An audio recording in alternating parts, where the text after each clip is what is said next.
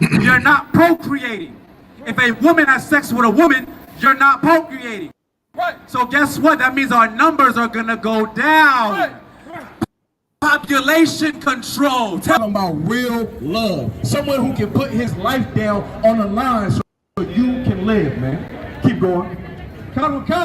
Verse 21. I do not frustrate the grace of God. I do not what? I do not frustrate the grace of God. I do not what? I do not frustrate the grace of God. We don't frustrate the grace of God, man. We don't tarry. We don't wait. We are aggressive, man. And on our aggression, we are going to serve God until the day we die because we got to stay ready. And if we stay ready, we're going to get the kingdom of heaven, man. We're going to get the kingdom of heaven. There's no waiting when you come and serve God. Don't be patient to come and serve God. And in your grace, don't frustrate it. The nations who oppressed you, who stole your land, who took your identity, who gave you bywords, you understand? If you join them, you're going to be destroyed with them. But if you turn to the Most High and keep His laws, statutes, and commandments, you're going to live in that terrible day when Christ returns. What did the Most High say? Read. I will bring plagues. He said I might bring. I will bring. I could bring. I will bring. I will bring. Read. Plagues upon the world. I'm going to bring what? Plagues. What? Plagues. What? Plagues. The Most High is going to bring plagues. And one of those plagues is known as the coronavirus, man. And you're afraid, like Donald Trump said, of the invisible enemy. Listen, there's going to be more plagues. The coronavirus ain't nothing compared to what the Most High got in store for the unfaithful and the wicked and the evil of this earth, man. That's right. 12. Woe to him that buildeth a town with blood. Woe to him, which means destruction to him, who built a town on blood. How in the hell you think you can build something on blood and everything is going to be all right? You know, in the world, they got something that's called karma. Well, in the Bible, it's called you reap what you sow. That's right. You reap what you sow. And what you see right now is a white man reaping what he has sown in this earth, man. That's what he has sown. Bloodshed. You were sadly mistaken, man. This is the death of America. That's what this place is. The fall of Babylon. We have a song in our organization we like to sing. It goes something like this, right? Babylon is falling. So rise no more. Rise no more.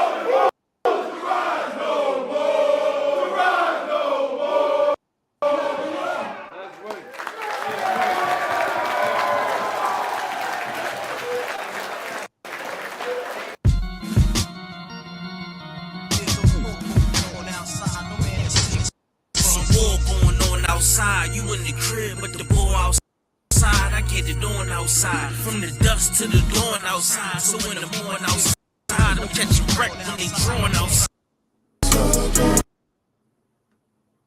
So why shouldn't the white man pay for what he did? That's right. That's right. You'll see just how it feels. Payback is a dog.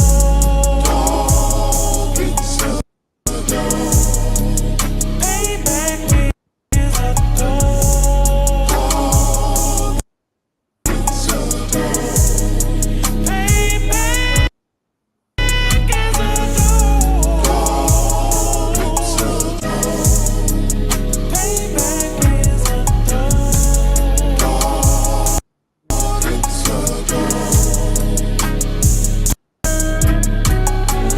I'm in a hell of a hole, was never expected to grow. Just obstacle set in the road, that a result of me selling my soul. The story I'm telling is cold, but yet it's what everyone knows. The white man's the devil is known. America was never a home, only a place of captivity, save facility, hating, disfigure me. They claim that I'm lazy, be killing me. Maybe this slavery draining my energy. 400 years and counting. The trail of my tears is countless. Main fact that I'm here is astounding, but I can't wait till this shit is surrounded. Ready to tangle my king and the angel, be ready to rap. Crack in the sky, nuclear missiles will make it official. I'm capturing every crack I'm surviving. Put them all in chains where they need to be. Slavery for me, and let the whole world see that with them in the cage and safer in the streets. Put the dog on a leash, get resolved for the beast. 144. Get the ruler show, we could all be at peace. As soon as the trumpets are sound, your kingdom we busting it down. The only way justice is found, the time for your judgment is now. Do you see just how it feels? Payback is a dog. It's a dog. Payback is a dog. It's a dog.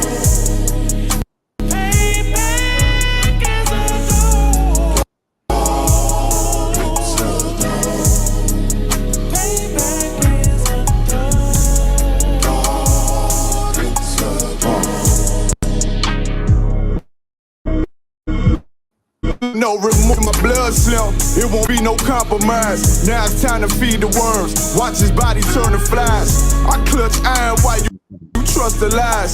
The next Glock I buy gon' be Gen 5, I get it customized. And sending shots off like farewell, praying payback come back around like a carousel. Still remember your Honda's words, ringing in my head like bells. Said you in this body, you fit a Lord, fuck the cocktail. Triangle choke, apply pressure to the game like I did Vondale. Payback's a bitch in a dress, she a bombshell. Revenge is served cold, I just hope that they making oxtail. Glock fresh out the box, I swear it got that new car smell. Made myself a target in the world of man.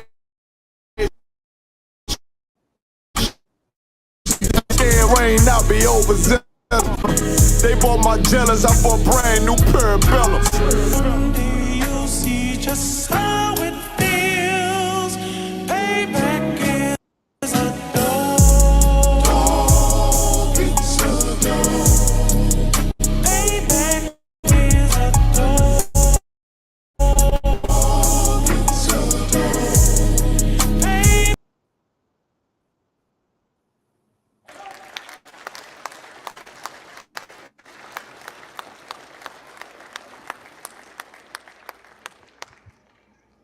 We believe we lost that great man this last week. And it broke our heart. It breaks our heart to lose any man, let alone men that have persevered in this truth, who have bonded with us in brotherhood, who have stood the test of time and showed themselves approved to bring forth the words of the Most High. We need warriors, man.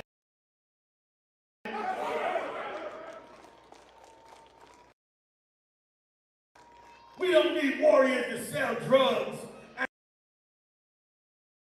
and the rape and the murder and the rob. We need warriors to save lives.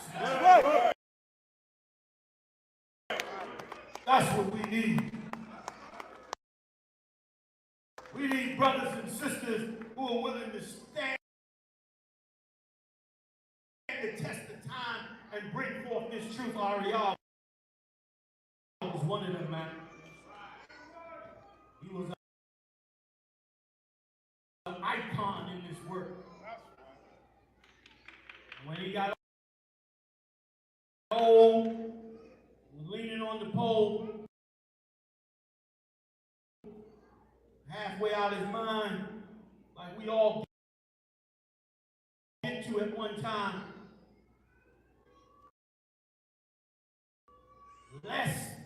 Lesser men, I'm being nice.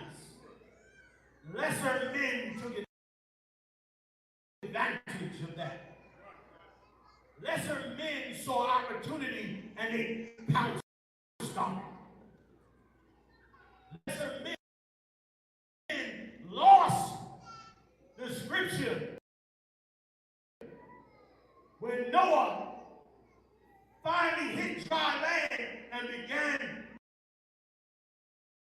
to drink wine. From all the pain and suffering of 40 years, 40 days, or whatever it was that he was out there on that ocean. He finally sat down and drank that wine. And his son came in and saw him half naked and drunk and laughed at him. Laughed in his face. Dishonorable. And Noah got up from that after his two other brothers who had honor backed their way in and covered up their father. Covered him up with honor and respect. And looked upon him and said, you know, we ought not to do that. When he got up from his wine, he cursed that Hamite son.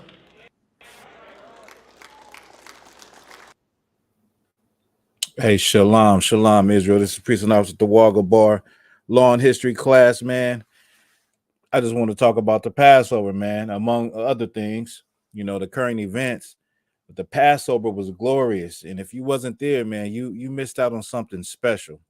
You definitely missed out on something glorious. And if you didn't make it this year, make sure, matter of fact, prepare now to make it to the Passover next year. You there, young man? Come on, I'm here. Yeah, make sure that you make it. You know, it ain't easy. It's not easy, you know, with all the expenses and all of the things that we got to deal with, to take yourself or take your whole family across the country and make it to something like the Passover. It's not easy. It's not an easy thing. In no way, shape, or form should it be easy. It should not be easy, right, for something that you really want and that everybody can attain. Right. Everybody can't stand in the ranks of the ISUPK. Every ear that hears won't hear this truth. Right. A lot of people that hear this truth and they reject this truth. And they say, what the hell are y'all talking about? What do you mean? What does it matter that Jesus Christ is black? It doesn't matter what color he was. You niggas look like Power Rangers on the corner. What are y'all, you know, y'all are a hate group. That was the thing at the Passover in Raleigh, North Carolina this past weekend. They came out with that story that said, listen, there's a hate group that's going to be in the convention center. The city has rented out the convention center to a damn hate group, liking this, compared us to the KKK, right? Then they went to go ask fake Jews, so-called Jews, about the ISUPK instead of reporting what Commander General Yohana had told the reporters themselves, man. Right. But that was the thing, man. It came out that we were a hate group. So when I say you can't stand in these ranks, it's a lot that goes with being in the truth. You know what I'm saying? It's a lot of things that your family and your friends might say and might think. The whole world will hate you because you don't celebrate Christmas. The whole world will hate you because you said, no, I don't want pork on my plate. Right. People will look at you with indifferently, with an evil eye. These are people that you don't grow up with, people that you call family. These people will turn their back on you because of this truth. And you got to be willing to endure. You have to have the spirit to say, you know what? Serving the Lord is more important than serving man. Right. You can't have the fear of man. If you could give me that, the fear of man, bring it for snare, I believe. You can't have that's the whole thing about the Passover, man. This is something that is only for one special group of people. And when people talk about the Passover, right? When they talk about the Passover, when you tell them I'm celebrating the Passover, they think it's something like celebrating Easter. When the Lord killed the firstborn of every Egyptian, man, for the Israelites to live and for all the wicked things that they done to us. The Lord, you got to really think about this. The Lord said, celebrate this, keep this as a memorial throughout all your generations. Right. This is something that, Christians look at it like, just people in the world look at it like it's just a You know, it's like it's Christmas or Easter, right? And not realizing that the God that we serve is a man of war, and Right. that this is commemorating when he killed the firstborn of all the Egyptians to deliver the Israelites out of bondage. That's what it's all about. So so Christians read that story about Moses all day. They watch the movie called The Ten Commandments all the time. Ten Commandments. Well, it'll be coming on Channel 7, ABC, every year around Christmas time. The Ten Commandments, and they never really look at it like, damn, the Lord killed a whole nation, the firstborn of everything, so that His people could live and be free. And that's what it's all about. And so when you explain these things to people, you have to realize that people are going to hate you for it. But the more that people are against you, the more that the world is against you, God will be with you. That's right. Go ahead. Come on. The book of Proverbs, chapter 29 and verse 25. The fear of man bringeth a snare, but whoso putteth his trust in the Lord shall be safe. See, the fear of man, that's a cold thing, young man. Like fearing what people think of you. Right. That can make you miss out on opportunities.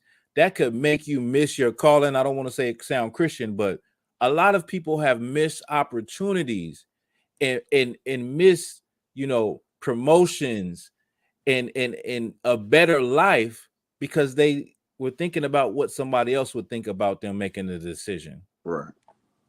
That's what keeps a lot of Black and Hispanic people from coming into the truth, because they know what we're saying is right. Right. You can't say that we're doing anything wrong, right?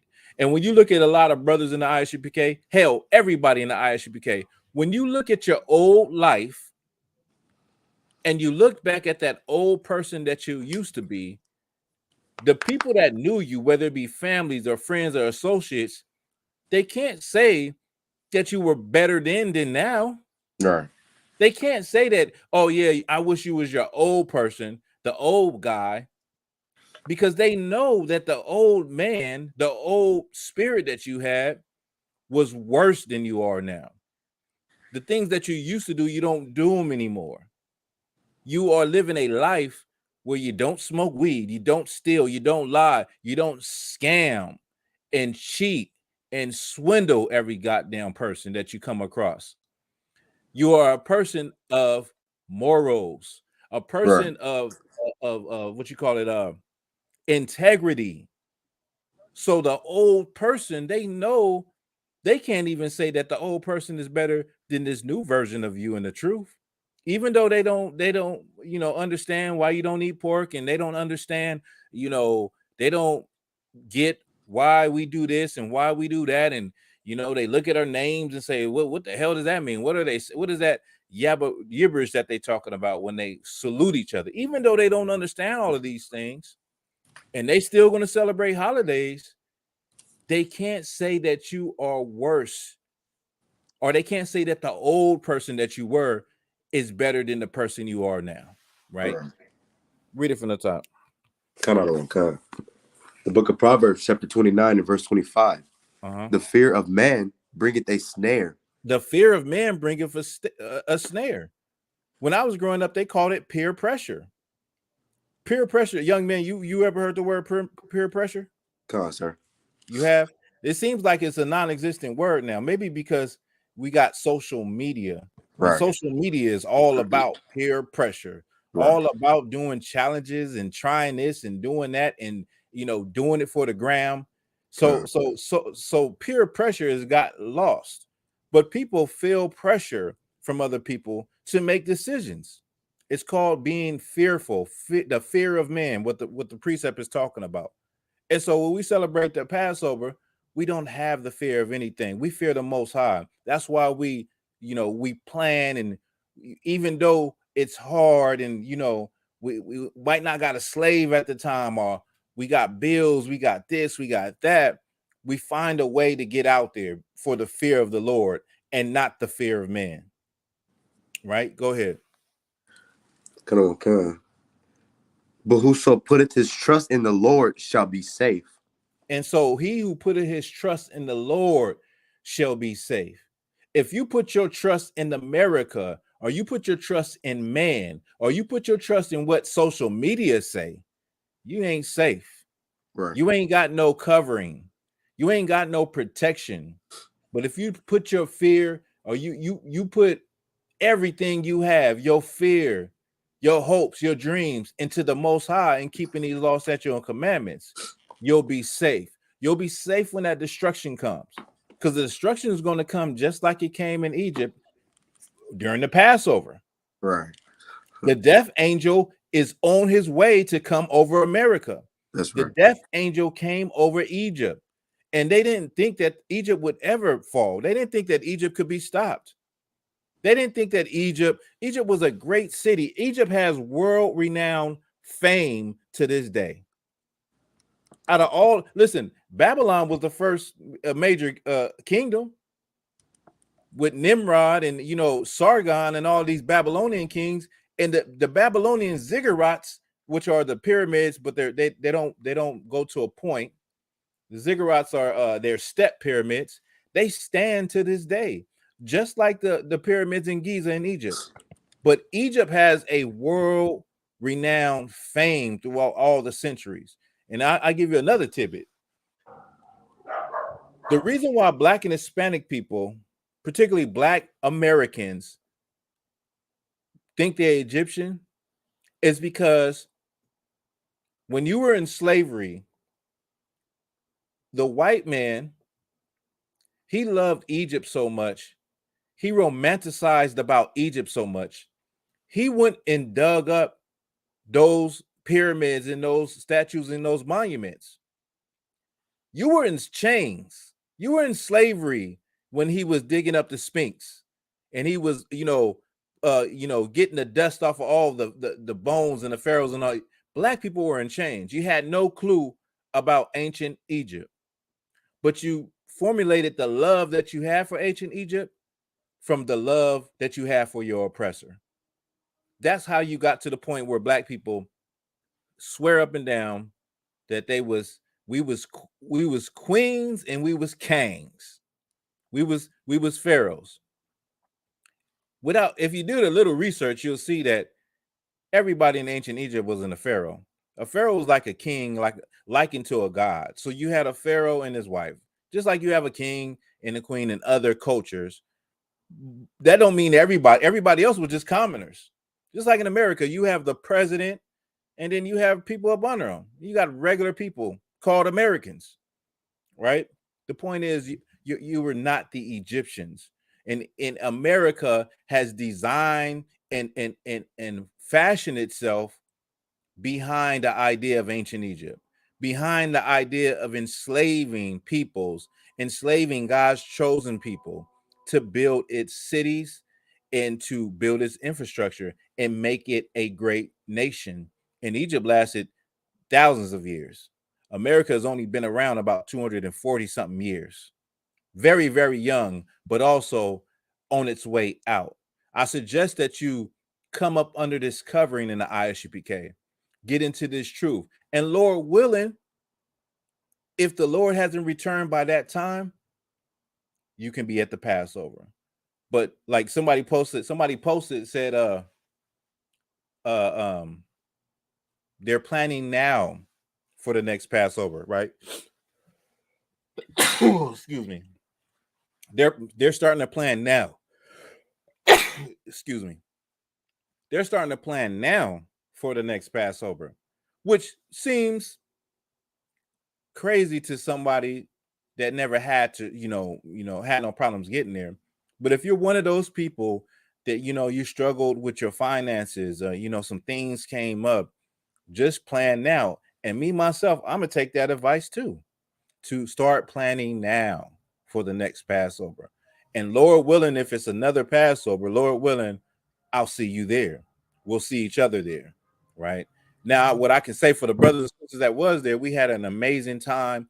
Of course, Raleigh, North Carolina showed us no love. Raleigh, North Carolina, I can't wait for the judgment on Raleigh, North Carolina. They showed us no love. But the brothers down there, Mm-hmm. they showed excellent brotherhood and sisterhood. Right. You know what I mean? And made things smoother to deal with, and put on a spectacular Passover, if not probably the best Passover that I have seen in my 9 years. Right. So yeah, man, it was beautiful. And what's so great about it is you just see all of these brothers and sisters from different walks of life and different places all come together under one umbrella in a unity that you don't see in the Black community. It's a unity that we talk about a lot in our communities. We talk about brown pride, we talk about Black pride, we talking about indigenous pride. But when we get together in these different groups, what you see is you see the same things happen that you see happen in the world, where there people fight, people argue, people get drunk and belligerent, people's stuff come up missing, uh you know possibility of children coming up missing. All of those things you don't have to worry about when you come under the banner of the ISUPK, under Commander Geniana, under Christ, Right. under the Most High. You don't have to worry about those things. And it's such a beautiful thing and a peace of mind, but it's very, very biblical. If you could give me how sweet, how pleasant it is for brothers to dwell in unity. Cut on. And I'm gonna explain why. Well, I partly explain why you know why it's such a great thing, knowing that what we come from in the Black and Hispanic community and what we see on a regular basis, right?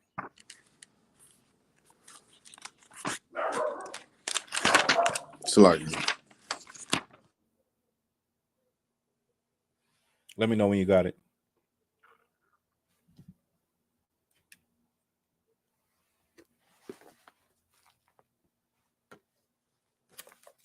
sir, I got it. You got it? All right. Cut on. Go ahead. The book of Psalms, chapter 133 and verse 1.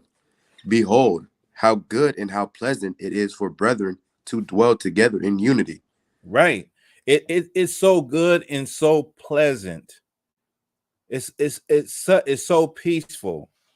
It's so peaceful to see brothers come and salute each other and speak in a way of them missing each other. Speak in a way of like, it's good to see you. Talk how, talk about brothers' talents and say, how good this brother is and give him his props. You know what I mean? For things that in the world you never hear about. Brothers give brothers props for shooting and killing, for being the biggest gangster and having all the street cred. And in the truth, you get props for your beautiful garment that you got on. In the truth, you get props for the way you carry yourself, how brothers look up to you. In the truth, you get props for the way you speak, the way you hold your professionalism. Brothers salute you and speak highly of you for things that brothers in the world never would do. Not that it's not in them, it's just that they don't live in the truth. They live in the world. But it's a beautiful thing to see brothers come together, and there's no disrespect. Nobody, dying because somebody stepped on somebody's shoe. You know how we could get when we out in public. You know how Black and Hispanic people can get when you like at the club or even at a family reunion, hell, at a funeral. We act a damn fool. You know what I mean? And it's just a breath of fresh air, and it's a recharge to your spirit, right? I've literally been recharged. I'm telling you, I'm going all in from here on out. I've been recharged, and that's the best part about it, because you leave the Passover, that whole experience, you leave it like feeling renewed in your spirit, feeling recharged. That's the best way I can explain it. Like I got some extra batteries in my back where I could really push and I can really, maximize everything I need to do. It just gives you that extra encouragement, right? Knowing that you are a part of a body of brothers and sisters that think, that walk, that talk, that act just like you, that love you and that would die for you, right? You can't find that in the world. You can't find that in the gang. Brothers will die, but they're not dying for each other. They're dying for their lack of knowledge. Brothers ain't laying down their lives. If you could give me that, where Christ laid down his life for us. Brothers is not laying down their lives for brothers in gangs.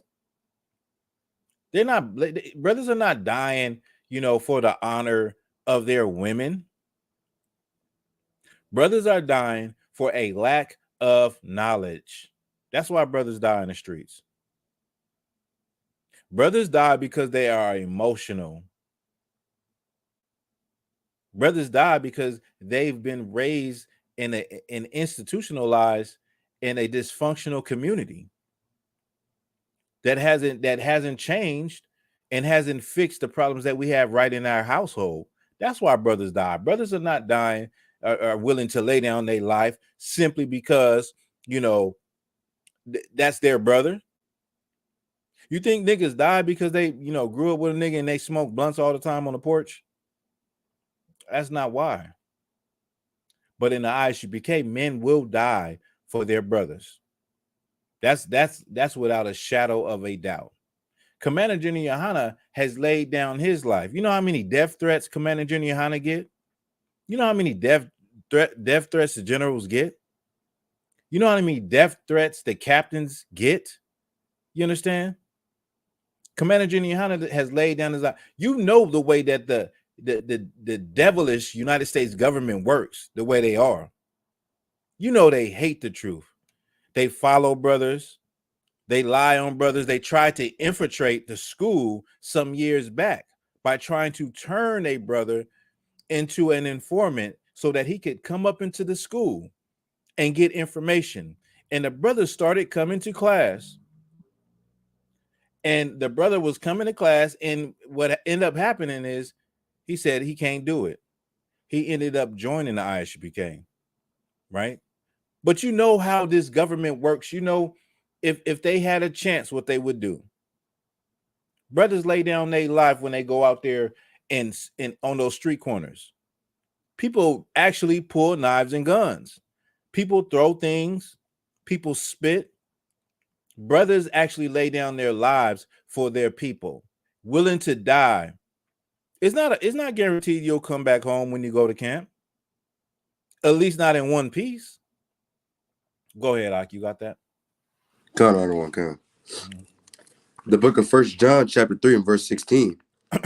Hereby perceive we love, hereby perceive we the love of God, because he laid down his life for us, and we ought to lay down our lives for the brethren. Keep going. Verse 17. But whoso hath this world's good. Start it from the top one more time. That's not the one. It's not the precept I want. But go ahead and read it. Okay. The book of 1 John chapter 3 and verse 16.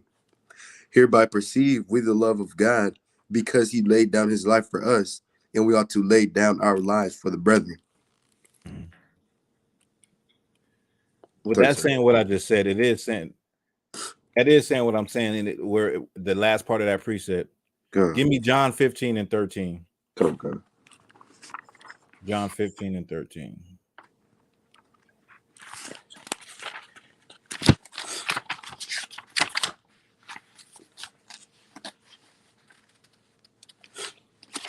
The book of John chapter 15 and verse 13. Greater love hath no man than this, that a man lay down his life for his friends. Right. There's no greater love than that. And Christ showed the greatest love of all by laying down his life for Israelites, for Blacks, Hispanics, and Native Indians that didn't deserve it. I just spoke on how you can't get a brother to lay down his life for you. And when it comes to being in the streets and it comes to gang banging, running the streets, you know, your little cliques in your hoods. Brothers are not dying with honor like what Christ had. Brothers are not dying because, you know, there's any honor in that. Brothers are dying for a lack of knowledge. Give me Hosea 4:6. Brothers are dying for that simple fact. But the Bible says there's no greater love for a man to lay down his life for his friends, right? To put it all on the line. That's putting it all on the line, right? And whether you go to camp or not, you're a brother in the school, you're putting it all on the line when you say, you know what? I'm not celebrating holidays anymore. I'm not doing this anymore. I'm not doing that. You have people that will turn their back on you. You could lose your job if your boss find out. You see one of them damn videos, you could lose your job. You putting it on the line. I remember a couple of years back, me and Regalia went to the Passover, and Regalia lost his slavery over it. He lost his job over going to the Passover. No sweat. No sweat. You know why? Because when you put your trust in the Lord, you will be safe. You don't have to worry about, you know, when I'm gonna get another job, how I'm gonna support my family, how I'm gonna, you know, pay my bills. But that's how it be sometimes. Brother, you want to get this time off, and they say, yeah, you can get it off, and then you leave, and then they say, you know what, just don't ever come back. Right? You got that? Come on, sir, I got it. Go ahead. The book of Hosea, chapter 4 and verse 6. My people are destroyed for lack of knowledge. Yes. Like, go ahead. No, I'm gonna break that down. We are destroyed. What I was talking about, brothers don't die in these streets because of over honor or loving their brothers and being ready to die for them. They're not just doing it, you know, because of that. They're doing it because they don't know any better. They're doing it because they're emotional, and they grew up in an infrastructure in a dysfunctional community where that is the only thing they know. It is hard for a person to unlearn everything they've been raised on and how they were brought up. It's very hard for a person to think outside the box and, you know, and have a different viewpoint. So a lot of these brothers is just ride or die, but they're like that from birth. They're not dying over their friends because they love them. They're dying of it over their friends and that so-called brotherhood that they have in gangs because of lack of knowledge. Go ahead. Come on, sir. The book of Hosea, chapter 4 and verse 6. My people are destroyed for lack of knowledge, because thou hast rejected knowledge. I will also reject thee, that thou shalt be no priest to me. Seeing thou hast forgotten the law of thy God, I will also forget thy children. Right. So the Lord rejected us. The Lord rejected us, and we were not a priest to him, because all Black, Hispanics, and Native Indian men should be priests to the Lord. You know, that's supposed to be our life. But because we chose to do other things, the Lord rejected us. And now you have priests of God that, you know, do drive-bys. You have priests of God that are running up and down the football field. You have priests of God that are serving in the white man's military. And they die for a lack of knowledge. They don't know who they are, right? But who they really should be, according to the Bible, are priests of God, right? And so, like, once again, if you missed out on the Passover, man, you missed out on something beautiful. And I'll say that again. It had to be probably the best that I've seen. You know what I mean? They're all beautiful. They've all been beautiful, but this one was definitely beautiful. And the fact that the Lord put a little sanctuary, because, you know, Raleigh, look, let me tell you something. Let me tell you. First of all, when we get there, where I had an Airbnb at, we was like in the countryside. You see Confederate flags, you know, all of that stuff, right? And this is after the Passover. I think during was pretty decent. Leaving at the airport.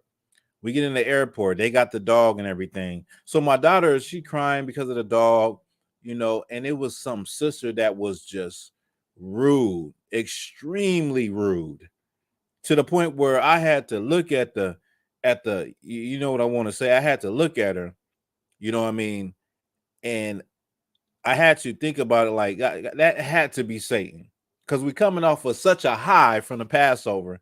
And I'm sure this happened to a lot of brothers and sisters. One brother from the UK, somebody stole, the hotel stole $1,500 out of his stuff. No forced entry or anything. They couldn't get an answer. And we definitely finna leave a bad review on that one, right? So a lot of people went through a lot of things, right? Then I get where we get to. We get to Orlando, have this long layover. When I finally get home to California, the parking is like $300 for some stupid, odd reason. You know what I mean? And I'm like, good night. So it was just like all of these things that come after the Passover, during the Passover, before the Passover, after it. And you have to keep it in perspective that's when all of these demons is going to come. That's when all of this, for lack of a better word, all of this SHIT is going to come, and it's going to get you out of that spirit. But when I reflect on all of the good conversations, and seeing the brothers and sisters and being in around all of that love and that energy, man, none of that stuff even matter. None of it even matters. You know what I mean? Like I said, it's like being on a spiritual high and being you're recharged. You got extra battery pack in your back, and you're ready just to go and do the work of the Lord. Like I said, I'm ready to go. Being around the generals, and brothers actually coming up to me and saying good things, it really boosted my spirit. You know what I mean? It really, really boosted my spirit. And I'm sure many brothers, many sisters can say the same thing, that whatever you had going on, whether it's like money problems, things at your job, little inconveniences, none of them can compare to the experience that you had. And, I just look forward to seeing the brothers and sisters that wasn't able to make it, for them to make it out there next year, because it was definitely something to remember.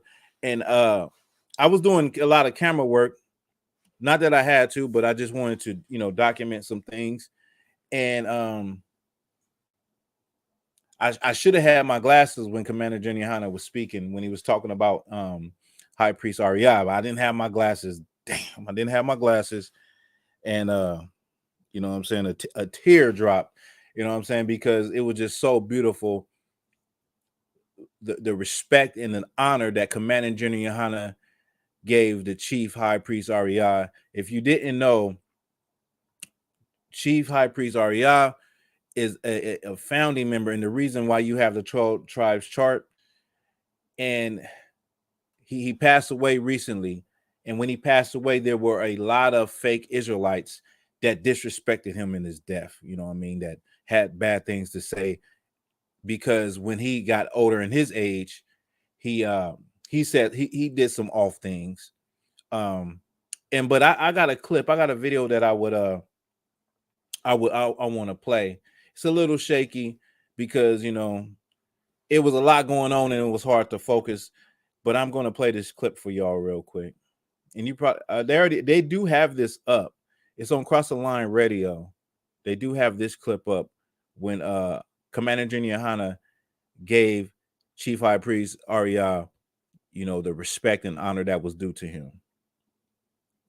Let me get this.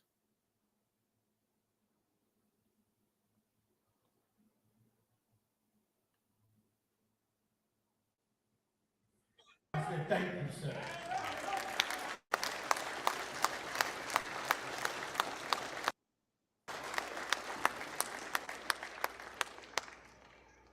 We believe we lost that great man this last week, and it broke our heart.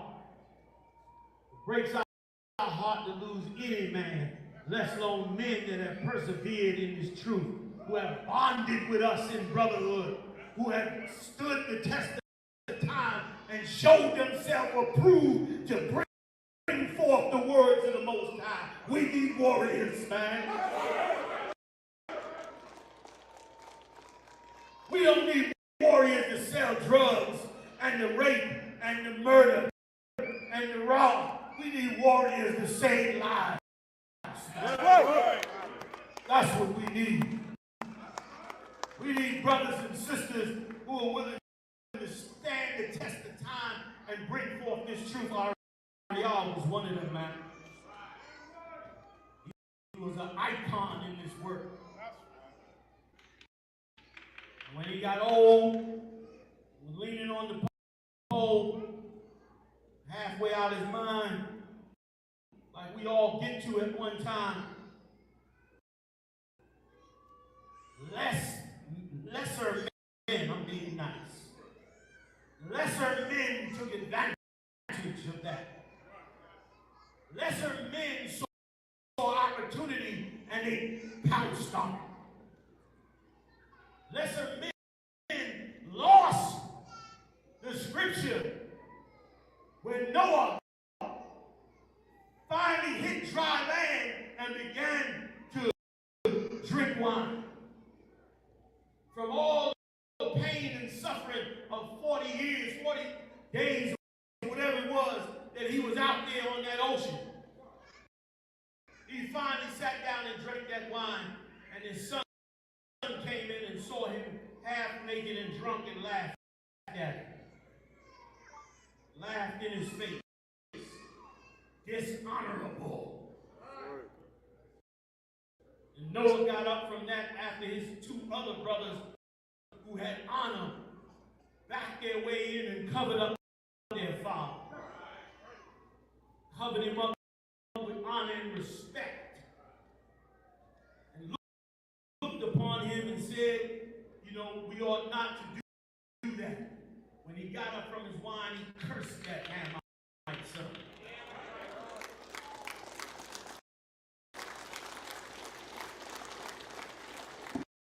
I'm here to tell you, I am honoring my father here tonight.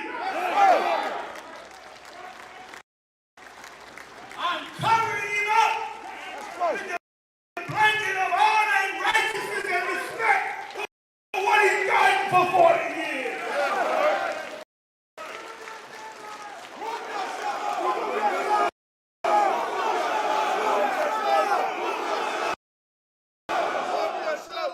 I say unto you that anger him and hate him and curse him, I say to you, cast the first stone, you bastard.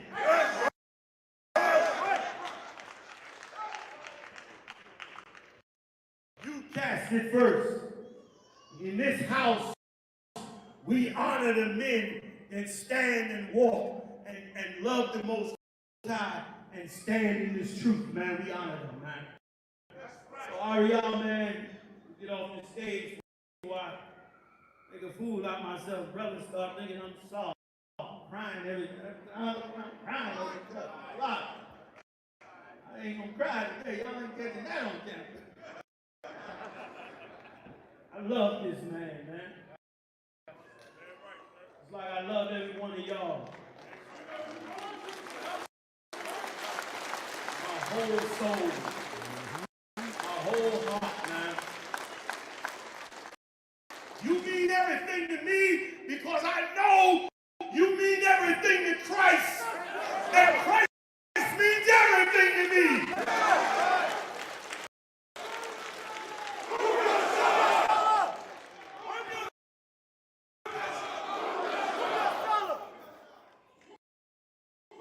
So I say I'm the chief head priest, Ariel. I'm called to salute.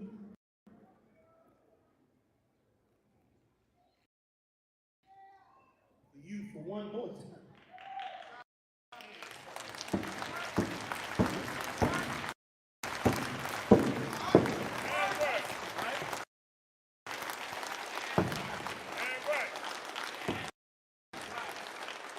And Michael Shabbat, I bundle Barak. Yeah, I'm chopping rock the thumb. Kwame Shala.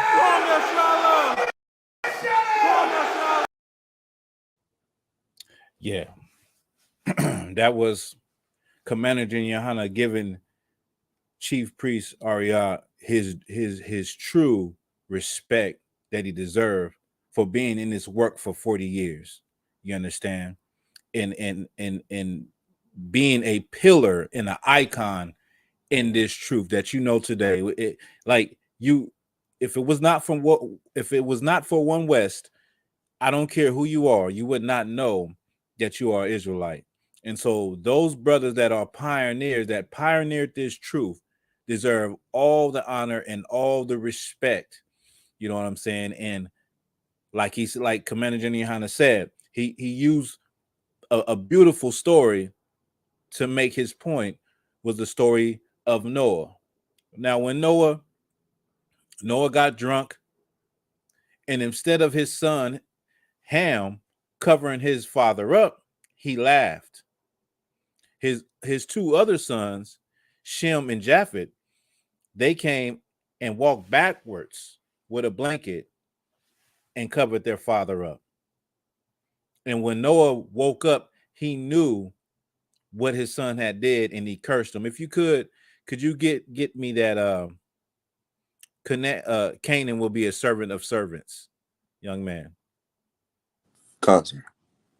So that in itself was amazing to see and to really truly know that Commander General Hana is a very humble leader.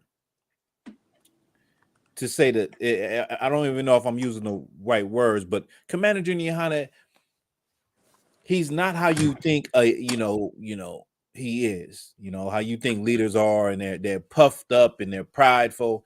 Commander General Hana is not like that, right?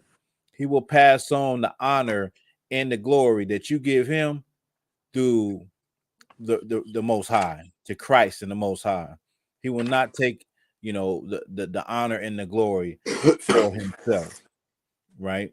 And as you can see, he passed on the honor to his teacher, to his father, his spiritual father in this truth. And this is a perfect story for all of those brothers that curse Chief Priest Arya in his death, right? For the things that he had said when he was in his elder ages. Go ahead. Come on. The book of Genesis, chapter 9 and verse 25. Give me the whole story. Give me the whole story. For what? Start from I want you to start from where when he got drunk and Ham came. Verse 21. The book of Genesis, chapter 9 and verse 21. Mm-hmm. And he drank of the wine and was drunken, and he was uncovered within his tent. Verse 22. So Noah got drunk and he was uncovered, meaning he was naked in his tent, inside his dwelling. Go ahead. Verse 22. And Ham, the father of Canaan, saw the nakedness of his father. And Ham came in and saw the nakedness of his father. Go ahead. And told his two brethren without. Verse 23. And Shem and Japheth took a garment and laid it upon their shoulders and went backward and covered the nakedness of their father. So they went backwards because you're not supposed to see the nakedness of another man. This is the thing. You're not supposed to see the nakedness of anybody, right? And this is something I was talking to my rib about. It's like the way we grow up in this society, I can't, to a certain extent, I can't blame you. I can't blame, black women for thinking there's nothing wrong with their breasts hanging out, or thinking there's nothing wrong with wearing a bikini at the beach. You're basically naked. I mean, hell, what do a man have to, imagine? Your butt cheeks is out. Your breast is being held in by the tip of your breast. What else do a person have to imagine to, your whole body is known to the world. There is no imagination to that, right?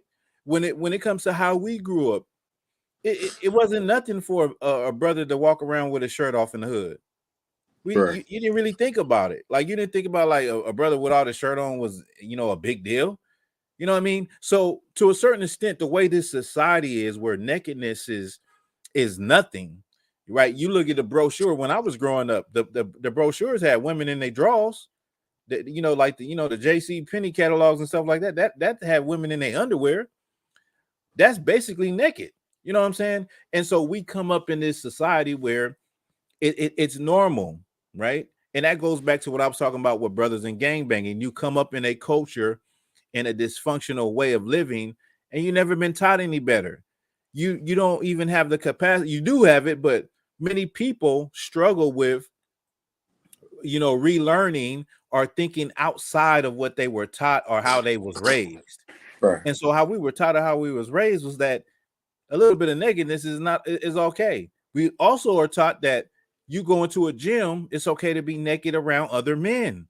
It's okay to be naked around women in a gym setting. You know what I'm saying? So we've been taught this way in America, but when you come into the truth, you find out that you're not supposed to see the nakedness of another person, right? Your son shouldn't see you walking around in your panties in your bra. I don't give a damn if you are in the house. And your daughter shouldn't see you as a father with your chest out.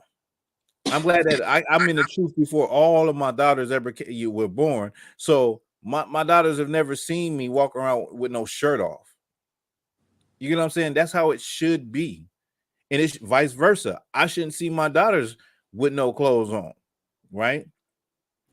The point I'm making is that from a biblical perspective, that was very shameful to look upon your mother or your father's nakedness. Right. It was a very shameful thing to do. You know what I mean? And so these brothers, they not only covered their father up, when they covered him up, they walked backwards without looking. One held the blanket on one side, the other on the other side, and covered Noah up. Go ahead, up. Verse 23. And Shem and Japheth took a garment and laid it upon both their shoulders and went backward and covered the nakedness of their father. And their faces were backward, and they saw not their father's nakedness. And they didn't see their father's nakedness, right? And we're talking about we're talking about 4,000 years ago. So the people back then, they had more honor, respect, and dignity than people that are quote unquote in the information age, quote unquote in modern times. You understand? Go ahead. Verse 24. And Noah awoke from his wine and knew that knew what his younger son had done unto him. Verse 25. And he said, Cursed be Canaan, right. So servant of servants. Noah woke up in the new Noah woke up and knew right away what had happened when he said, Cursed be Canaan.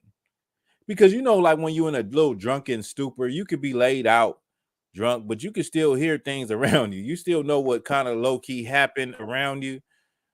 And Noah woke up and he knew. Read that part again. Verse 24. And Noah awoke from his wine and knew what his younger son had done unto him. Mm-hmm. Verse 25. And he said, Cursed be Canaan, a servant of servants shall he be unto his brethren.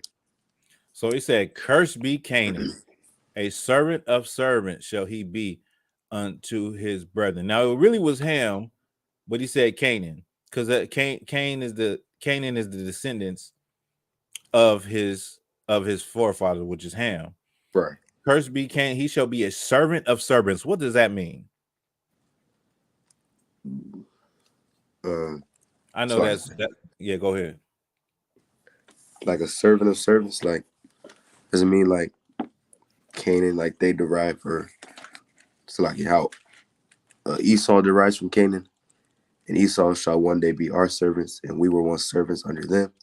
It's like no, because you got to no, that's not it. Because you got to remember, Esau, he comes out of Shem also. Oh, right. So Canaan is Ham.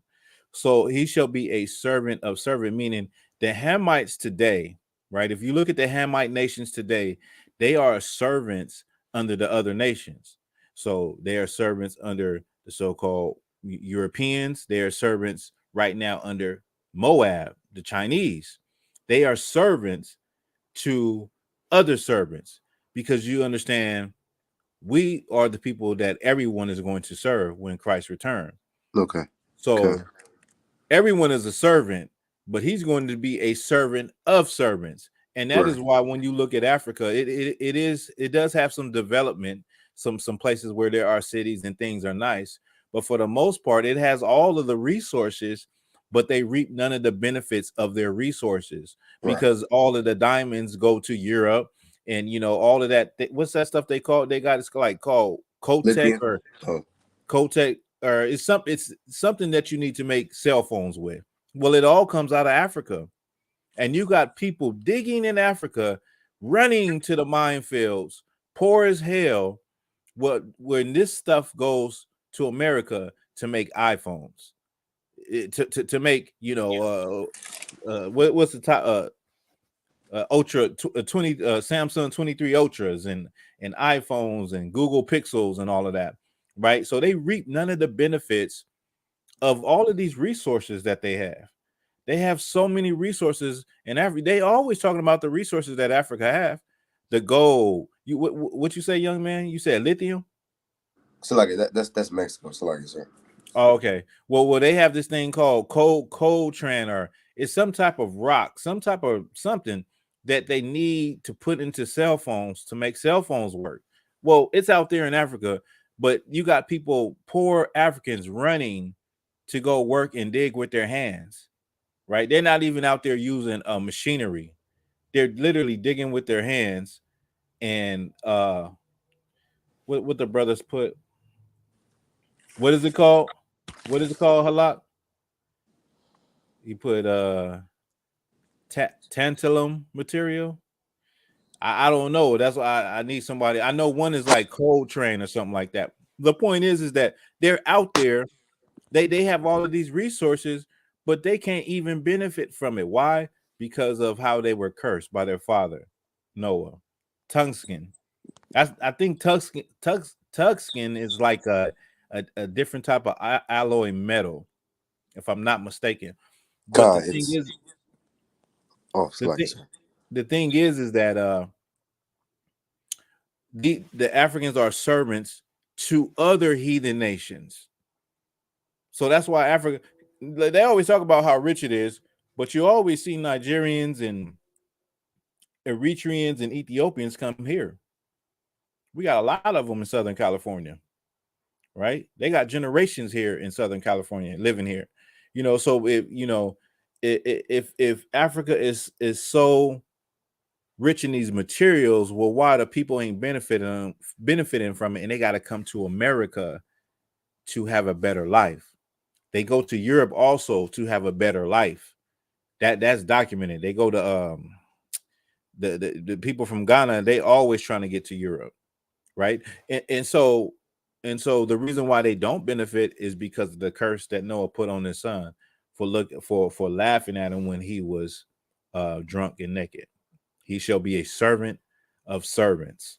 All right, but that's what Commander General Yohana brought out, is that he's covering up High Priest Ariah with that, like his honorable sons, the honorable sons that came from Priest Ariah, or should I say son, in Commander General Yohana, is spiritually covering up his father in the truth. Whereas the dishonorable sons disrespected one of the pillars and the icons in this truth that the Lord decided to put through certain men in 1969 and give to the whole world. Right? So once again, I can't stop saying it. If you missed the Passover, you missed something very special. And make sure you be at the next one. And if you have some type of hardship, just start planning now. Anything is possible if you really put your mind to it. There was times when I didn't think I was going to make it to the Passover, but I stayed focused. I put away funds and I was able to make it. There's been times when I thought that things wasn't going to work out, but they worked out. You know what I'm saying? You going to celebrate a holy convocation of the Lord. You going to celebrate the Passover, man. You don't think that if you lean on the brotherhood, that things won't work out? If you start, speaking and talking, don't be the type of brother or sister that say, well, I don't, it looks dim, I'm not going to make it, and just give up. We have brotherhood and sisterhood for a reason. You can lean on the brotherhood, start speaking to brothers, speak to your camp leader. Brothers will pinch in, brothers will find a way. You don't have nowhere to stay. By the time you get there, you have a place to stay. They'll be found some brother or some sister, and it always happens like that. There's some brother or some sister that got a room, and they was looking for somebody to stay with them, but they couldn't. And then somebody needs to stay somewhere, and it's like, well, you can stay with this sister, or you can stay with this brother. It always works out like that, man. But don't let Satan or nobody stop you from celebrating the Passover, coming together with your brothers, because I'm telling you, it will re-energize you. It will renew your spirit, just being around like-minded people from all over the world that think just like you. You know what I mean? Because of course we have our different schools in different cities and states, but it's nothing like seeing everybody in one place at one time. And that is not even everybody, right? Not everybody that can make it, but for the most part, we talking about hundreds of people. It's a nice group of people that you could get to, mingle with and, chill with, talk with, brothers and sisters that come and they have things that they sell, they have businesses and all of that, network, all of that. You can do all of those great things. But the most important part of it is you'll be serving the Lord while you're doing it. Right. Where we at? So what else is happening? I'm gonna play another video. Let me play this one. I love this one right here. Just bear with me. Is this the one? Let me see.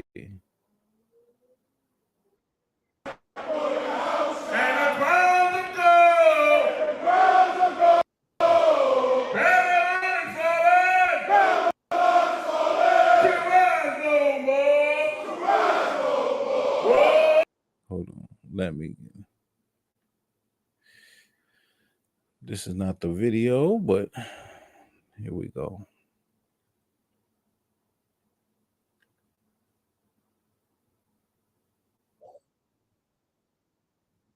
Their colors fly.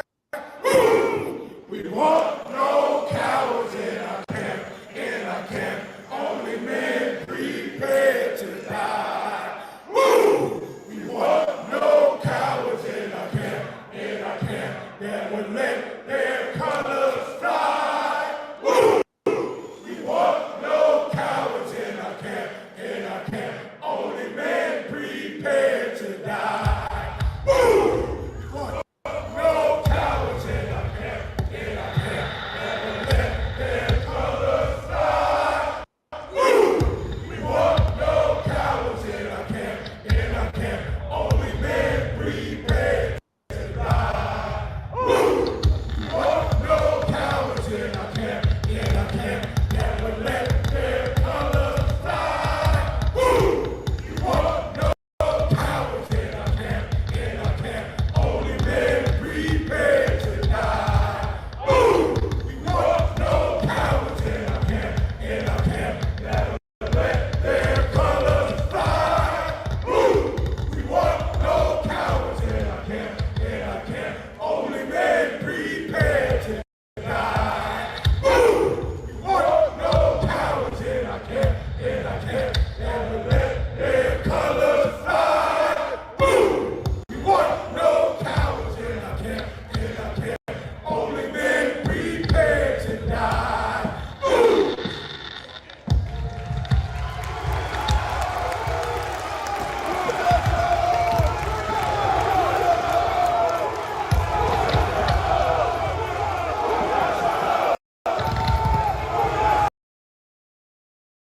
Yeah. If you could, young man, give me what I want. Give me Proverbs 27:17. Listen, we don't want no cowards in our camp. That's a true saying. We don't want brothers that we can't depend on. The truth ain't for everybody. I'm sorry to tell you. It's just not. It's just not for every brother. It's just not for every sister. You understand? It's for the ear that hears. We want soldiers. We want brothers and sisters that are tired of getting the same old thing in their life. We want brothers and sisters that have been hitting brick walls since they can remember. We want brothers and sisters that have been in and out of jail. We want brothers and sisters that have been thrown away by society. We want brothers and sisters that have a contrite spirit, a broken heart, that are finally tired of the life that they live, that could not find an answer in the Christian church, could not find an answer in the Muslim mosque, could not find an answer in the Catholic church, could not find an answer in Egyptology and, Hotepism and Pan-Africanism. We want those brothers and sisters to finally come home, to get into this body of Christ. That's what we want. The truth is not for everybody, right? This is not something that we do. This is not a boys club. It's not a women's club. This is not for fun. This is because we love the Lord. This is because when those chariots come, we don't want to be left behind. That's why we're in this truth. That's why we do what we do. You understand? And we don't want no cowards. We don't want nobody that's going to be a traitor. We don't want anybody that is going to be somebody that is weak. I don't need a brother besides me that is weak when I'm out there in the streets. I need a soldier to be with me. I need a brother that is strong. I need a sister that is strong to help other sisters. I need a sister that is virtuous to teach other sisters. That's what we need in this truth, right? Go ahead. Con, sir. 27-17, right? Yes, Proverbs 27:17. Come on, con. The book of Proverbs, chapter 27 and verse 17. Iron sharpeneth iron, so a man sharpeneth the countenance of his friend. And that's what you just seen in the Passover. Brothers and sisters, you go through that whole year, right? And your sword get dull. Then you come to the Passover, and that iron, that sword gets sharpened. You get sharpened by being by around all that strength and all that power and that spirit of the angels and the Most High. It gets sharpened by being around the love and the unity. It gets sharpened by seeing the little kids play and dance, and you not have to worry about your children. They can just let them get lost. It gets sharpened by knowing that if you lost something. Speaking of lost something, I lost some glasses. I'm gonna need those glasses if a brother found them. But if you lose something, or if you misplace something, it will be found. You don't have to worry about your wallet coming up missing, and your purse, somebody slipping into your purse, or somebody slipping pills in your drink. You know what I mean? So that whole experience sharpens your iron. It sharpens your sword. It sharpens you. It makes you appreciates the truth. And it also gives you a better resolve leaving when you're going back into the world. And y'all should know, like I know, that when it comes to this truth, it's not life ain't easy. You know what I'm saying? Like you really don't really go through a lot of things when you're not in the truth. It's when you get into the truth, when you start getting all types of attacks and demons, and old people pop back up. You know what I mean? And you get the itch to go and smoke some weed, and things try to pull you back to the old person, or test your spirit as far as your temperament. Test your temperament with people, dealing with people, with situations. I was talking about this today. It ain't just the so-called white man. It's just life in general. You could be at a store, in the way the clerk is acting, or you could see a brother, the way he looking at you. It's all type of things that will start coming for you when you get into the truth. It's all type of things from all type of angles, and you got to just understand when you're in that moment what it is and what you're dealing with, and not feed into it, right? So you come from something such as glorious as the Passover. Satan didn't want you to be here. Satan didn't want you to make it. Now you done made it to the Passover, and that don't mean that you at the finish line. That mean that more attacks are gonna come, and you just got to be ready for those attacks. You got to be ready for those things that's going to try to take away that spirit, that renewed spirit that you got for going to the Passover. You got to be ready. You know what I'm saying? That's the bottom line. But the point is that what happened is what happened when you go, what happens when you get there is that your sword is sharpened. Your sword is sharpened. And just being around the brothers keeps you poised, keeps you with composure, keeps you circumspect in using your wisdom in situations instead of using your emotions, which a lot of us do. We use our emotions in situations. We let our emotions, most situations that go left in the Black and Hispanic community, they go left because somebody was emotional. Somebody couldn't keep their composure. Somebody couldn't let something go or overlook something and bought in to whatever was going on. We're bigger than that. Israel, we're bigger than that. We're bigger than that. Also, continue to work on yourself. I feel like I'm giving I feel like this class is a self-help class.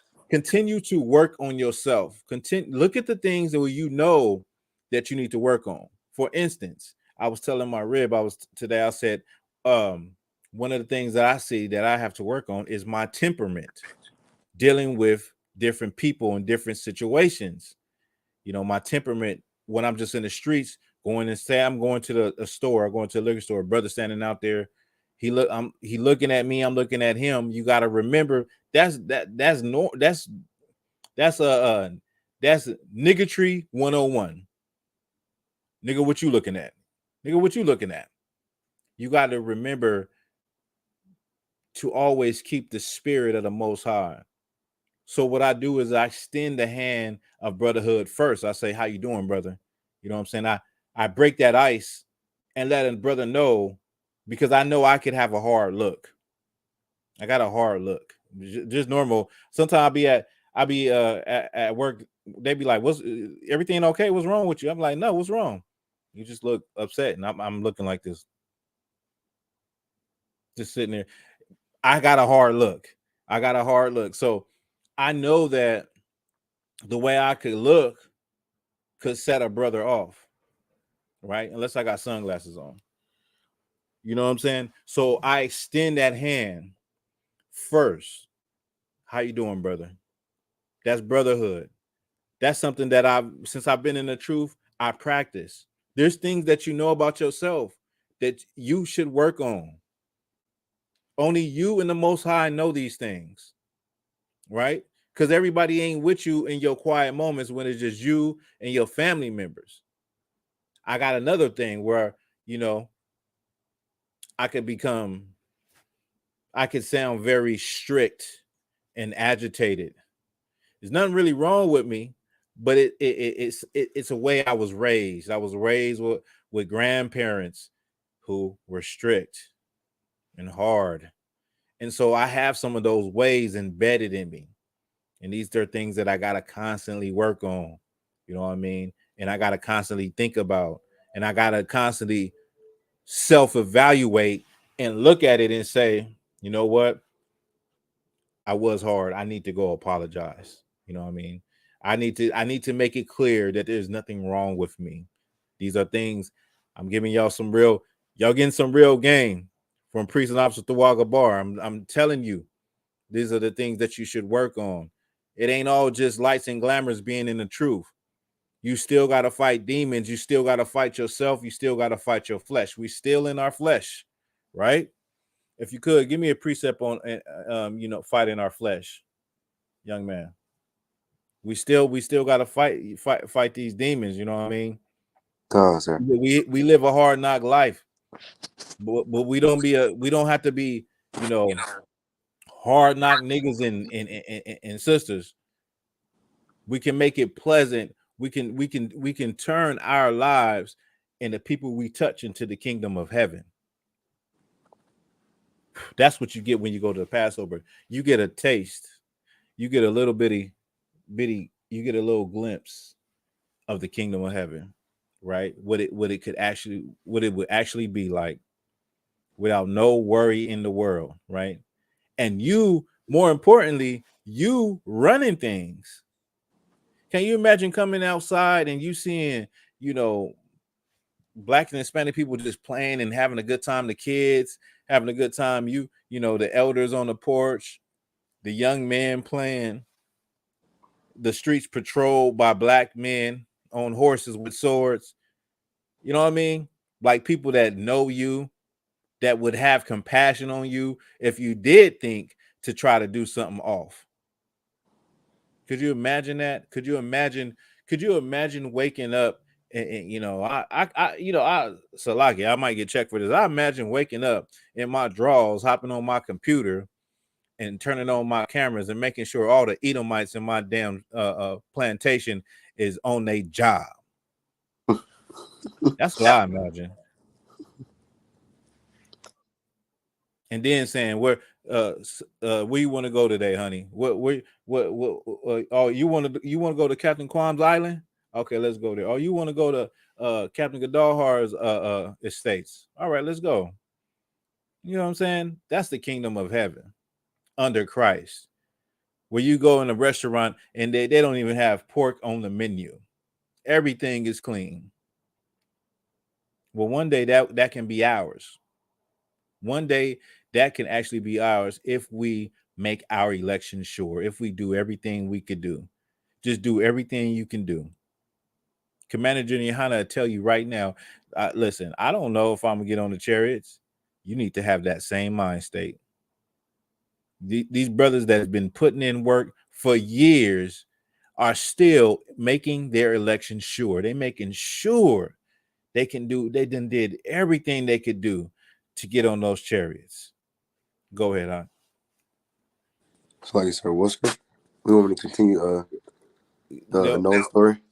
No, I wanted you to give me something on fighting your flesh, right? Fighting your flesh. Okay, I can find some. But if you could, you know what? Just drop that. Give me make your election sure. Make your election sure, right? We already know that. I think most people know you fighting your flesh, from the Christian church. They know that concept.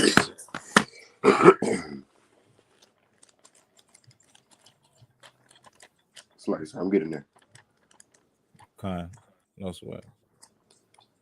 Is it 1 Peter 1:10? Let me hear it.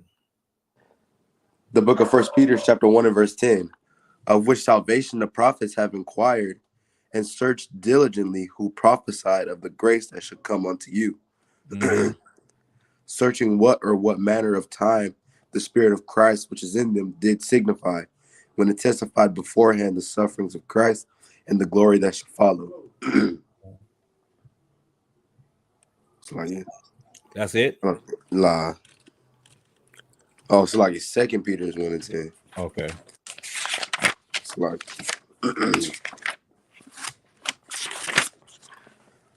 the book of 2 Peter chapter 1 and verse 10.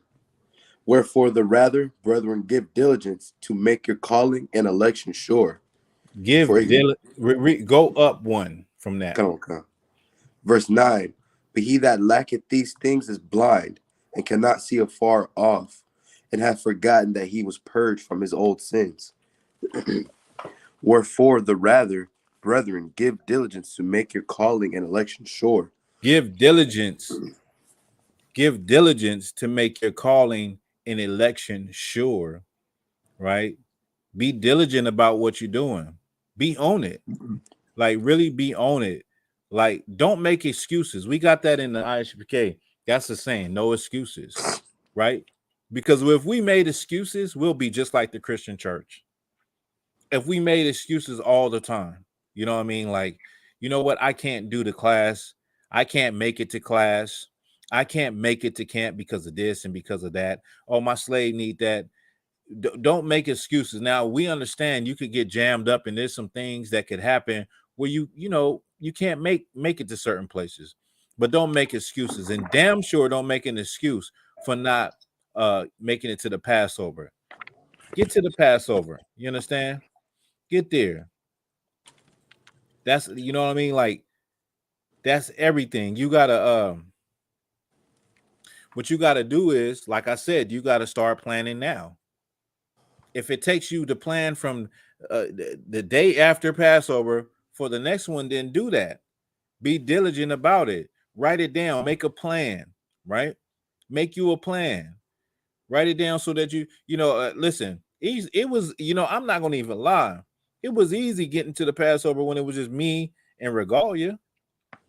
But then my mom wanted to go to the Passover. I got to look over my mom's, right? My rib and kids is going now. You know what I'm saying? My other rib is going now. Like, it's a big thing now. You know what I'm saying? So I don't have time to play around. I gotta do what I can, and whatever else anybody else gives me or helps me out with. Hey, praise to the Most High for that one. But the point is that you got to consider everything you're doing, and if you're just one person or two person, it's very attainable. You can do it. I'm telling you, you can do it.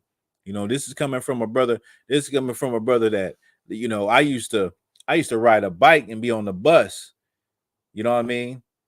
To having a car, to going to the Passover in like a year and a half, just because I changed my mindset, just because I was diligent about serving the Lord and want to be around the brothers and want to get a chance to meet the brothers and just see what it feel like to be around strong, powerful brothers and sisters that thought like me and had been in this truth for years.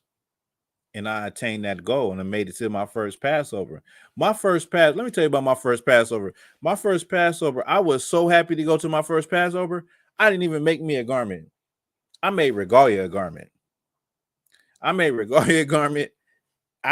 didn't matter to me. You know what I'm saying? The fact that I was going to be in New York, at the Alhambra ballroom where Malcolm X got killed. I was going to be out there. That's all that mattered. It didn't matter to me. So I just went in all black. You know what I'm saying? Regalia was clean, fresh garment.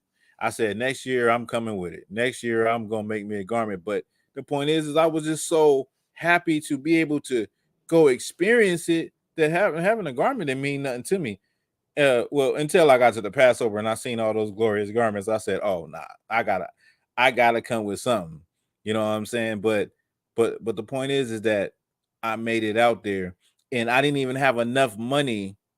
I didn't have enough. I had enough money to buy a ticket, but I didn't have enough money for the ticket back. And Regalia bought my ticket back. You know what I'm saying? That's why I said lean on the brotherhood. We're not just talking this brother talk for nothing. We're not just talking this, gather together Israel for nothing. We really mean it. We really live by it. You understand? We really and the sin will be on you if you don't make it to the Passover, but you didn't speak out and say anything to your camp leader. You didn't say anything to anybody. You just took a L and just said, I'm not going to be able to make it. Don't do that. Don't be afraid. Don't have the fear of men.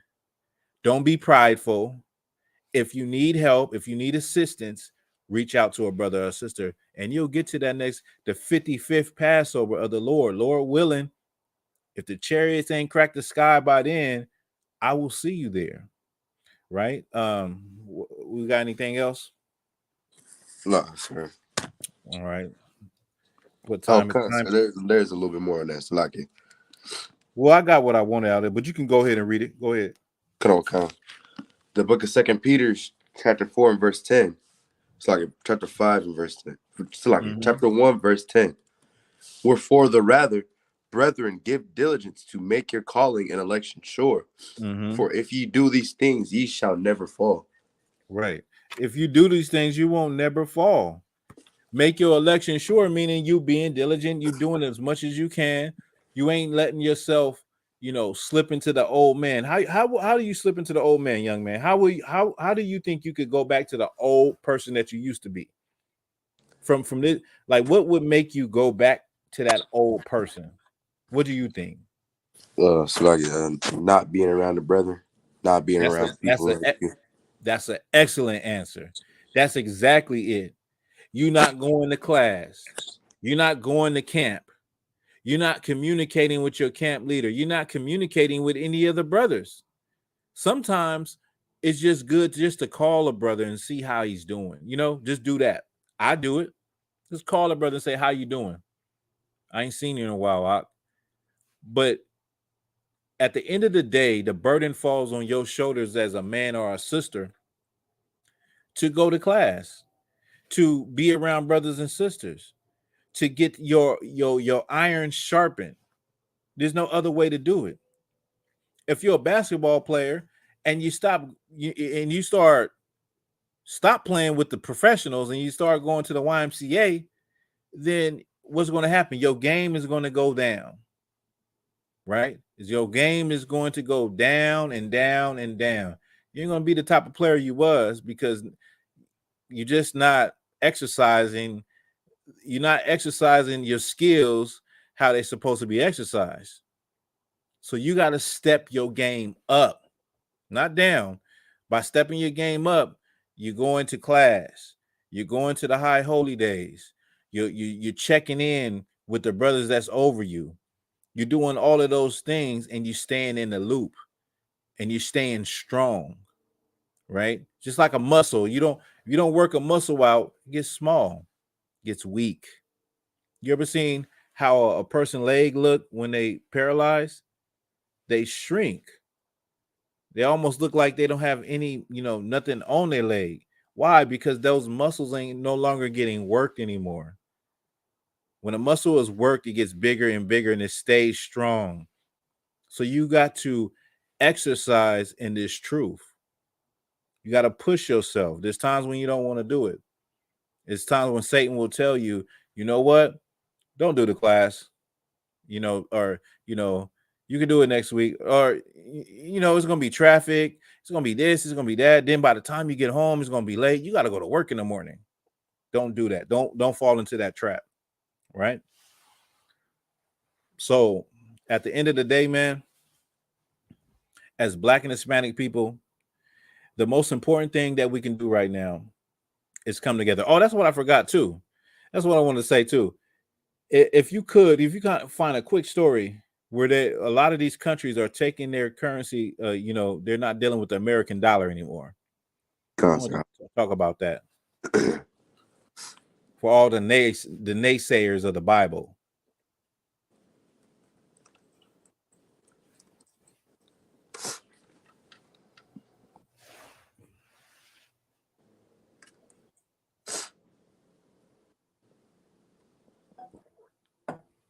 Lord willing, I'm trying to get to the Feast of Tabernacles. Right. Got to give me a passport, but I'm trying to go to Europe. Right. I've been talking about this since my first Passover when I stayed with Captain Parasha, Captain Kataza, and Captain Zakar in Regalia. We all stayed in the Bronx in Captain Zakar's apartment in the hood. That was our first Passover, and we got there and we got lit off of some Manny Chevis. Me and Parasha, we thought it was the best thing in the world. He's been telling me forever, like, yeah, you come out there, you come out to the UK, you good. And I'm trying to get there, brother. Go ahead. I think I found something. It says Russia and China's steps towards de-dollarization. Concerned about America's dominance over the global financial system and the country's ability to weaponize it, other nations have been testing alternatives to reduce the dollar's hegemony. As the United States and other Western nations impose economic sanctions against Russia in response to its invasion of Ukraine, Moscow and the Chinese government have been teaming up to reduce reliance on the dollar and to establish cooperation between their financial systems. So you got Russia and China that's trying to find ways to not use the American dollar. There's also an African country that is getting rid of the American dollar. Period. I think in like a month, they're done with the dollar. Right. These countries are becoming confederate against America. They're coming together and be against America because America runs everything, and they have a monopoly on the financial system. You was gonna say something? Sir, it's I can get a list for you if you want. Go ahead. Sir. It's I don't know how to say the first one, but Kenya, Tanzania, Israel, Germany, Oman, and Singapore. So you have nations that are now, and I would say some of these well, Israel is a part of the United Nations, but most of these nations are not a part of the United Nations. So you have nations that are like, like living off the grid. Well, you have nations that are not on the grid, which they are not with the United Nations. So they are denied certain things from America. They're denied aid, food, certain things, sanctions on import, export, because they are not a part of the United Nations. It's kind of like penalizing them for not being a part of the New World Order. So you have these nations that are becoming confederate, and they are coming against America. Now, this is prophesied in the Bible. This is prophesied in the Bible. This is in Isaiah 14. This is in Obadiah 1, where the nations will shame shall cover thee. Now, all of these nations are starting to look at America as though they are the problem. America is the problem, and their way of doing things is the problem, and they're trying to separate and find a different way to live and to eat. And this is biblical. Now, this is for all the Black and Hispanic people that say that the Bible ain't real. This is for your Pan-Africanists that say that the Bible ain't real.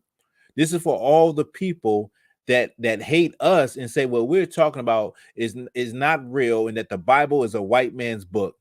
Well, the Bible prophesies the destruction of the so-called white man in his kingdom. The Bible prophesies the nations coming together against America. The Bible also prophesies World War III. So my question is to you: where is it prophesied in the book of the dead about what's going on right now with the world? Where is it prophesied in any of the African spirituality systems of what's going on in the world right now? Where is the transatlantic slave trade prophesied in any of those religions and systems and spiritualities that you believe in? The things that are going on right now, where are they? Where are they? I thought so. So if the white man wrote the Bible, then are you saying that he could tell the future? Are you saying that he's a prophet of the Lord? Because the Bible is completely correct on what is going on in the world and what has happened in history. Oh yeah, I didn't forget, for all you Egyptology lovers and Pan-Africanists, the Bible also prophesied the destruction of Egypt, and Egypt is no longer. Egypt is a dust bowl for tourism and ran by Arabic people. Right. The Egyptians are no longer there. There's no more dynasties. There's no more pharaohs, and it never will be, because the Bible prophesied it. The Bible prophesied it. It's right in your face, but you don't want to see it. You're in denial that Egypt is forever gone. It will forever be a dust bowl, and those pyramids will forever be a tourist attraction where you got Asians pissing in the corners of the pyramid and trash laying every damn where.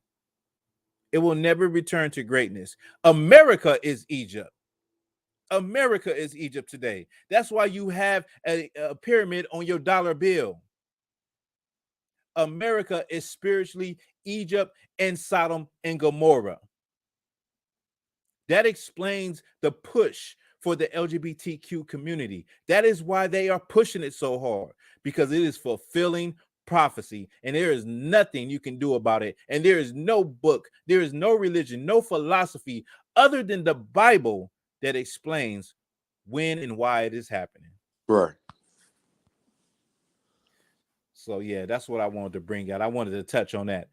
But once again, the Passover, you gotta get there. You gotta get there and just taste it. If you can't, it just to give you a glimpse of a Passover, try to get to a cookout. I think the next cookout will be the Midwest Fire Weekend in Chicago. Try Right. to get to a cookout and just see the brotherhood and the unity and the love that we have. I'm gonna end with this. Give me Zephaniah 2:1. Come on, Khan.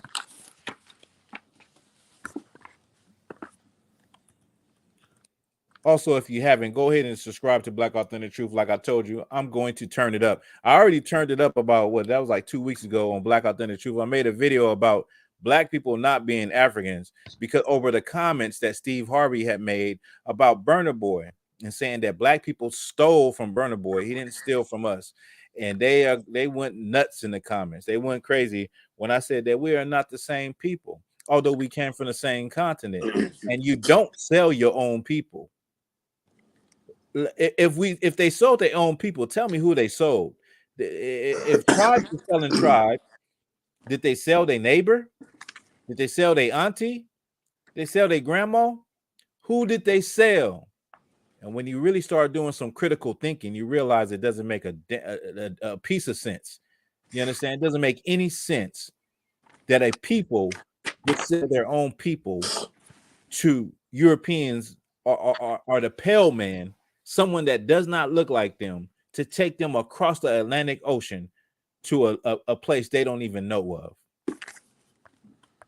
When people went to war, you don't go to war with family.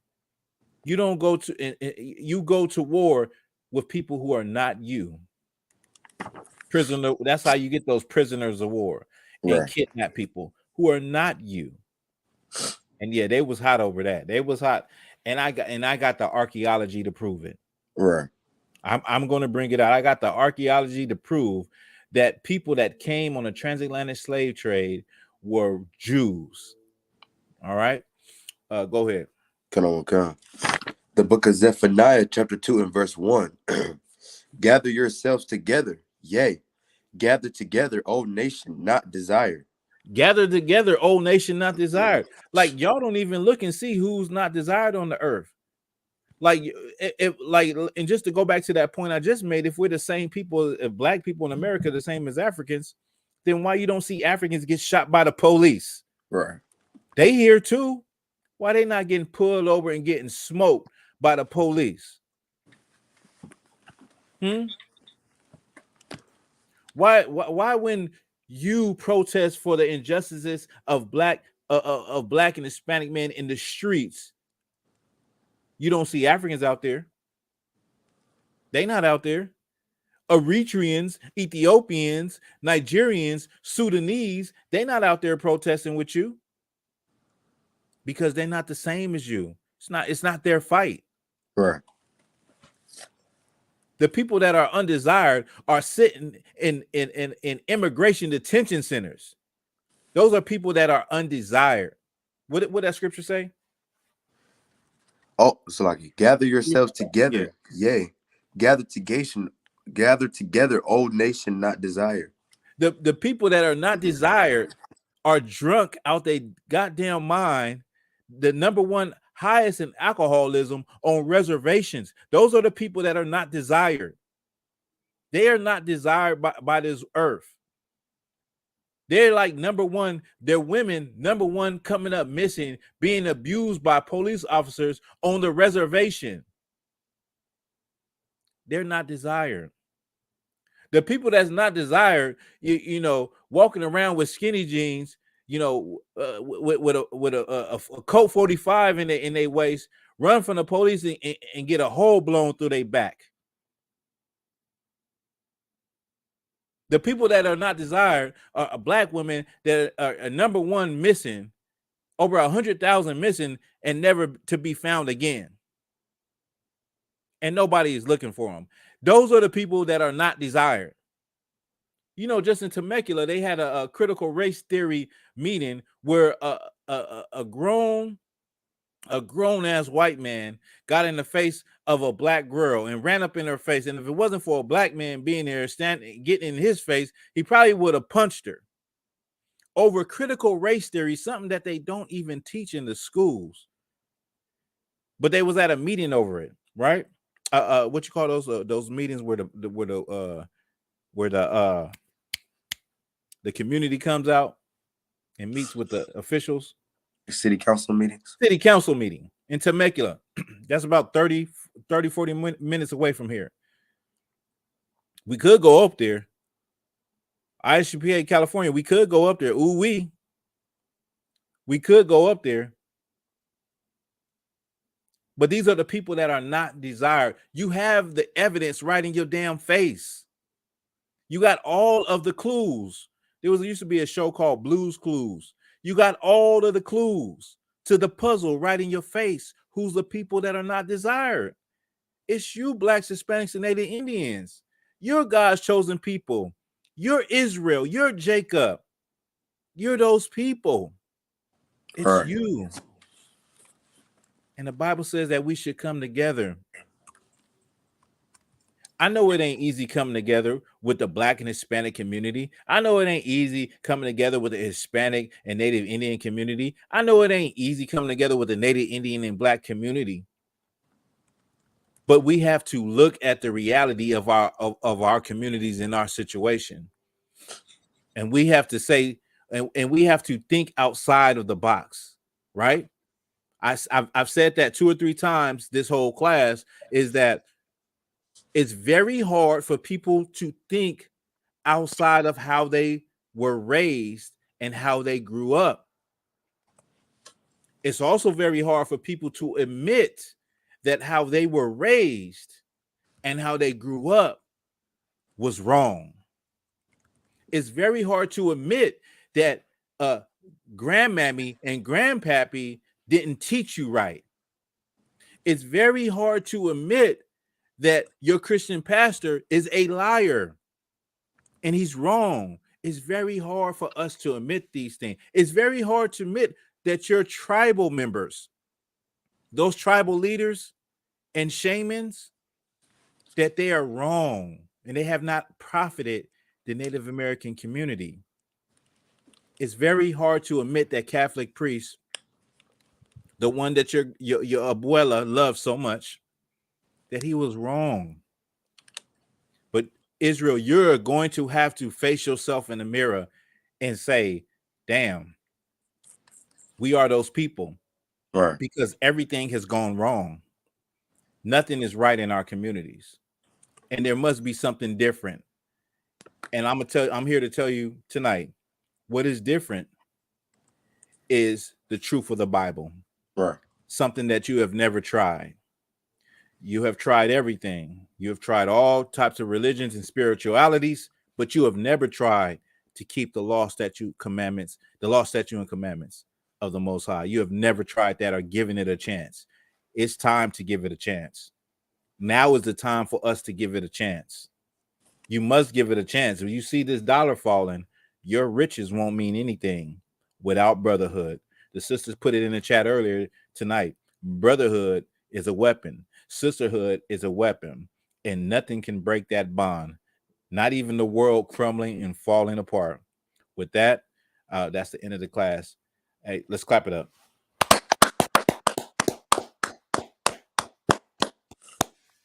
The Water Young Man for rocking it out with me. I'm Priest and Officer Tawal Gabar. I'm going to end with some videos. Shalom, Israel. All right. I love you. Right. And you know that Christ loved us all. So I love blacks, Hispanics, and Native Indians with that same love that Christ died for us all. Right. Let's go. Shalom, sir. Hey, shalom, man.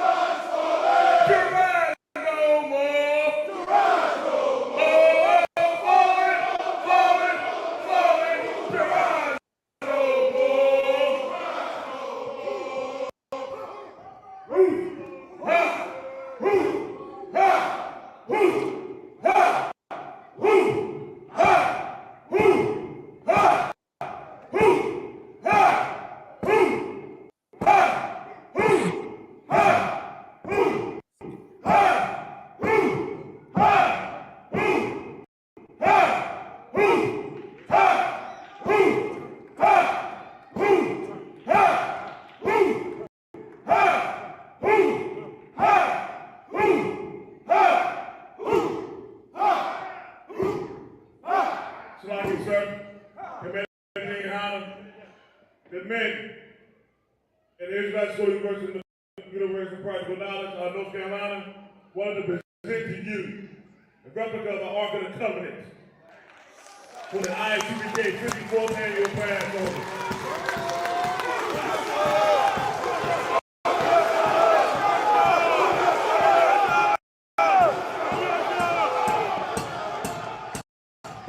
If I could turn the lights up.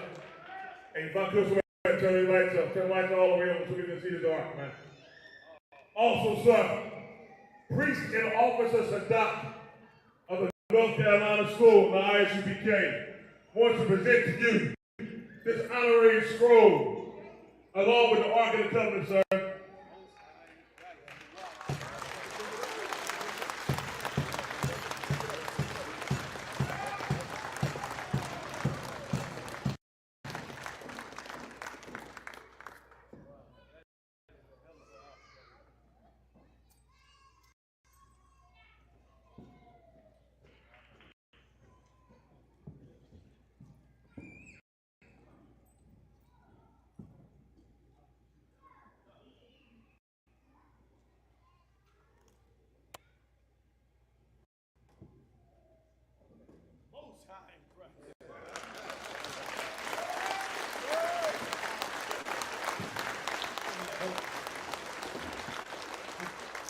First of all, let me tell you for water so much for being so kind as to do such a great work.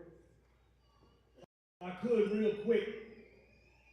There was a time 20 years ago when I was sitting in a little grocery store that we were trying to get started. It was myself, General Muhammad, and I had a Howball with me, my sister, who's also been with me her whole life, pretty much. I kidnapped her.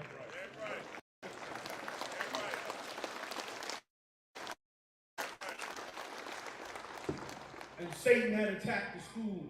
It was just the three of us left. And Satan had attacked the school. You know what we had for Passover? We had lentils. That's all we had. Come there behind him. We sat down, the three of us at the counter on Passover night. We ate that lentil soup. And I knew that day it was only one or two things. Either we were done or we was coming back.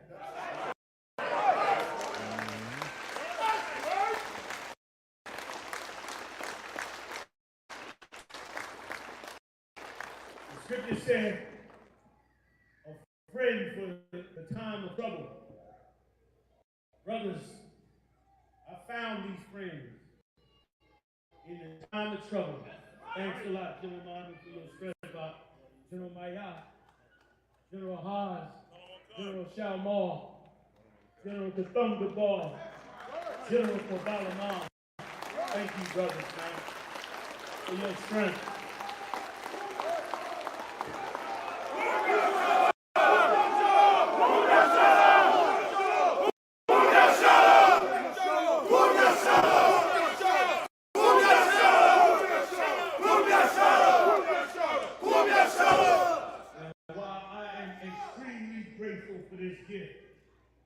For any gift that anybody would give a man of God that is so hated in this world, to see past and be able to say, I'm going to do a kind act for them brothers, is amazing to me.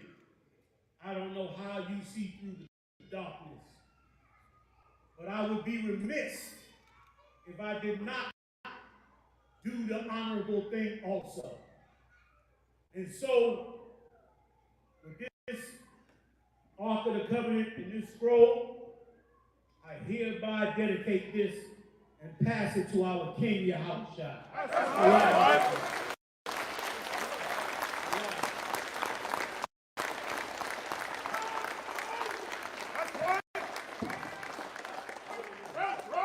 If we could, brother, somebody put us back in the Ark. What a warrior.